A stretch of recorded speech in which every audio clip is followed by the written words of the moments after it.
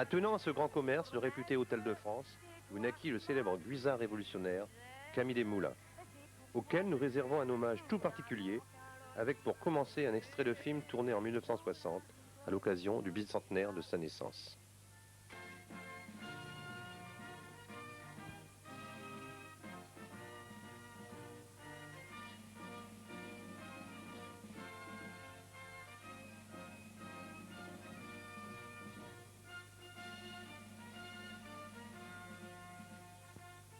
Camille Desmoulins fit ses études au collège Louis-le-Grand, où il se lie d'amitié avec Robespierre, qui le fit guillotiner quelques années plus tard.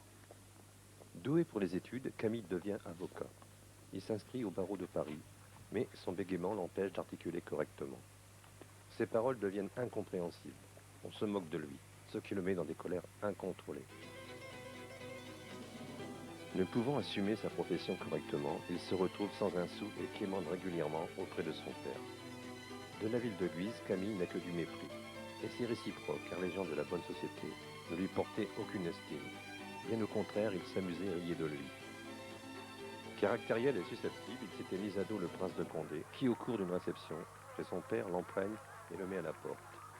Une fois chez les Godard à Vièche-Faty, où il est convié à un repas, il s'énerve, ne se contrôle plus et brise la vaisselle devant des convives atterrés. À Paris, Camille Desmoulins fréquente le Palais Royal. Il fait connaissance de Madame Duplessis, une dame respectable et fortunée. Devenant le confident et le secrétaire de Mirabeau, le Guisard commence à devenir célèbre. Au Palais Royal, le 12 juillet 1789, les Parisiens se pressent autour de lui. Debout sur une table, il harangue la foule qui l'écoute avec passion. Très applaudi, Camille sait qu'il a conquis le peuple parisien. Le 13 juillet, il a derrière lui 12 000 hommes qui forment la milice. Le 14 juillet, une partie de ces hommes se dirige vers les Invalides et dérobe 28 000 fusils et des canons. Un autre groupe, quant à lui, s'empare de la Bastille. Le siège dure 2 heures et demie. En 24 heures, Camille Desmoulins jouit d'une immense popularité. Il publie La France libre, crée un journal, Le discours de la lanterne, puis un autre, Les révolutions de France et du Brabant. Ses écrits obtiennent un grand succès. Reconnu, idolâtré, invité dans les grands salons parisiens, Camille n'en demeure pas moins un raté pour les Guisards qui plaignent son père. Le 29 décembre 1791, il épouse Lucie Duplessis, la fille de son ami. La cérémonie religieuse est célébrée à l'église Saint-Sulpice par M. Bérardier, qui fut son ancien proviseur au collège Louis-le-Grand. Ses témoins sont Robespierre et Pétion.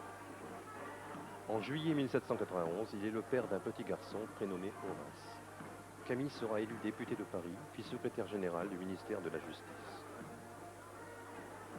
Danton se proclamant ministre de la Révolution, Camille, son ami, devient secrétaire de la Révolution. Il écrit à son père: le vésicule de vos gens de Guise, si plein d'envie, de haine, de petites passions, va bien se gonfler aujourd'hui. Camille créa un nouveau journal, Le Vieux Cordelier. Il écrit sans peur. Ces mots, ces phrases dérangent à l'heure où la guillotine fonctionne à plein régime. Il eut l'imprudence d'écrire: si la majorité de l'Assemblée veut retenir les pouvoirs, faisons encore une révolution contre la majorité de l'Assemblée.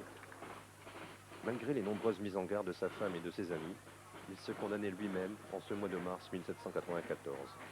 Au soir du 30 mars, Camille apprend la mort de sa mère. Une patrouille frappe à sa porte. Il est arrêté et conduit au Luxembourg.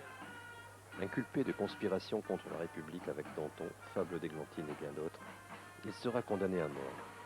Il déclara: je vais à l'échafaud pour avoir versé quelques larmes sur des milliers d'innocents. Mon seul regret est de n'avoir pu les servir.